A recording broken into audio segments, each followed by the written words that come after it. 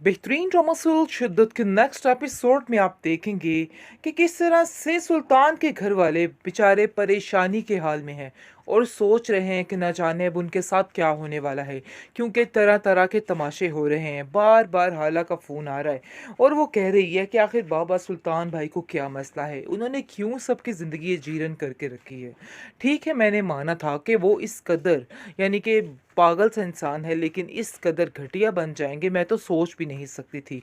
उन्होंने तो मेरी नाक कटा के रख दी है ससुराल में। हर कोई उनके बारे में बातें कर रहा है, जिसकी वजह से तिल्लत भी काफ़ी परेशान है और कहती है कि देखिए इस इंसान ने क्या किया है, अभी भी इसको समझा लीजिए, ऐसा ना हो कि वक्त हाथ से निकल जाए। मैं तो कहती हूँ कि हम सबको जाकर इसके घर, इसरा के घर जाना चाहिए और वहाँ जाकर उससे माफ़ी मांगनी चाहिए, क्योंकि मुझे नहीं लगता कि हमने कुछ उसके साथ ठीक किया है।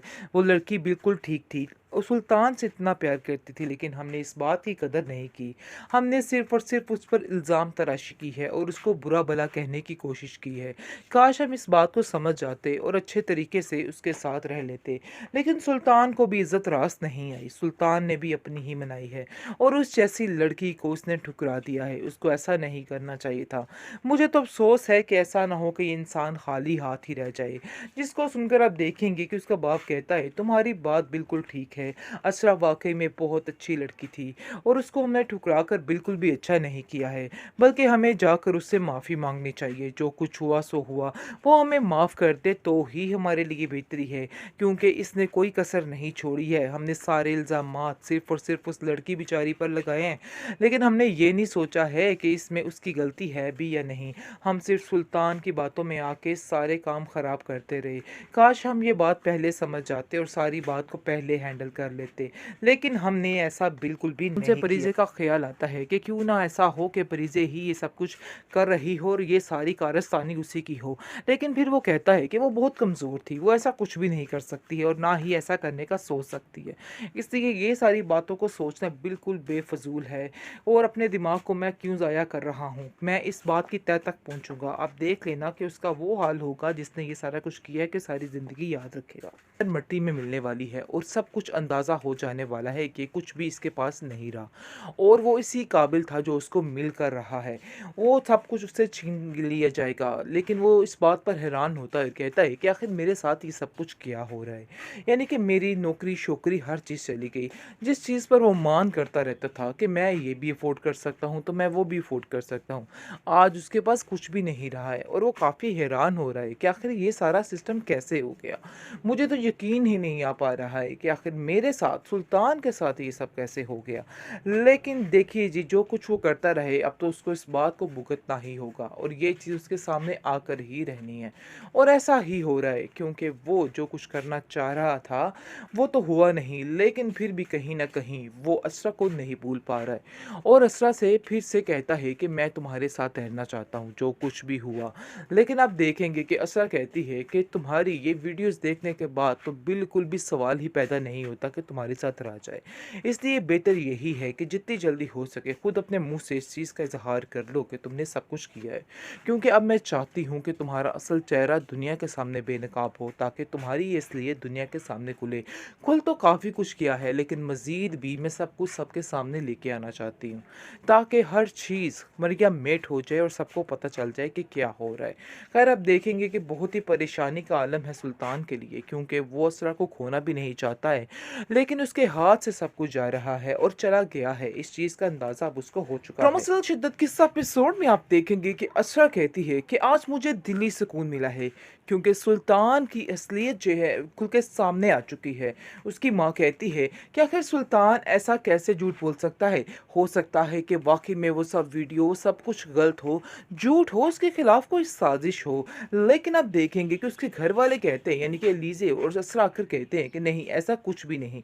सुल्तान अपने झूठ की खातिर कुछ भी कर सकता है और अपने आप को सच्चा दिखाने के लिए कुछ भी करने को तैयार हो जाता है। और वो कहती है अपनी माँ से कि मैं उसको बड़े अच्छे तरीके से जानती हूँ, उसने जिस जिस तरीके से सारे काम किए हैं वो भी मैं बखूबी जानती हूँ, इसलिए वो किसी हद तक भी जा सकता है। इसलिए अपने दिल में उसके बारे में कुछ भी ऐसी बात मत रखिएगा। ये सब कुछ उसने किया होगा, लेकिन जो भी है ये सब हकीकत है, मुझे इस चीज़ का यकीन है।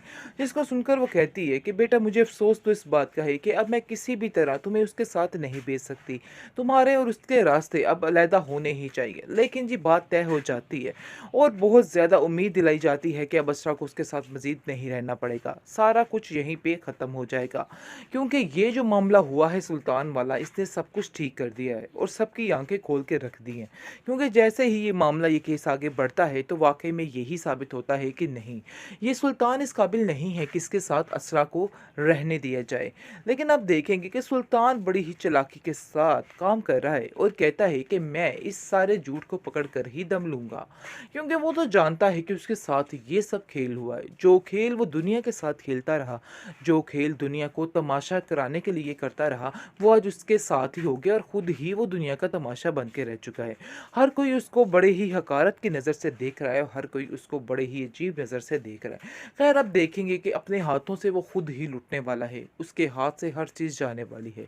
क्योंकि जैसे ही ये मामले बढ़ते हैं तो सबको यकीन हो जाता है कि ये एक करप्ट इंसान है और इस जैसे इंसान के साथ राब्ते बिल्कुल बेफजूल हैं और ऐसे इंसान के साथ रहना और बातचीत बिल्कुल बेफजूल है। इसलिए सब लोग मिलकर फैसला करते हैं उसके ऑफिस में कि जितनी जल्दी हो सके इस इंसान को इधर से निकाला जाए, क्योंकि ये बिल्कुल भी सेफ नहीं है।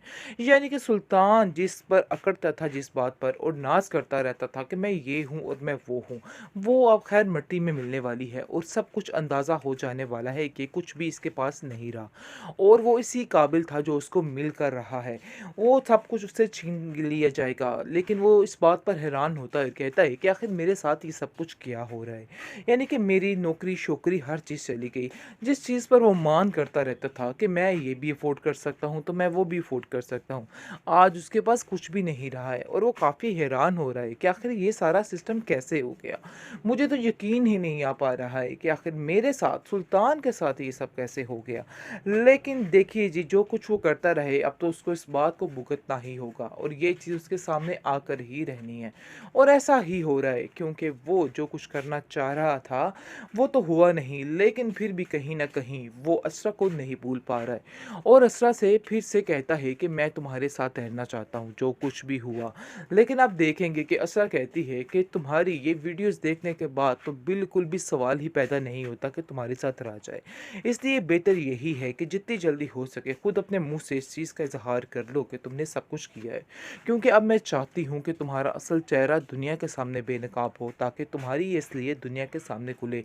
खुल तो काफ़ी कुछ किया है लेकिन मज़ीद भी मैं सब कुछ सबके सामने लेके आना चाहती हूँ, ताकि हर चीज़ मरिया मेट हो जाए और सबको पता चल जाए कि क्या हो रहा है। खैर अब देखेंगे कि बहुत ही परेशानी का आलम है सुल्तान के लिए, क्योंकि वो असरा को खोना भी नहीं चाहता है, लेकिन उसके हाथ से सब कुछ जा रहा है और चला गया है। इस चीज़ का अंदाज़ा अब उसको हो चुका है।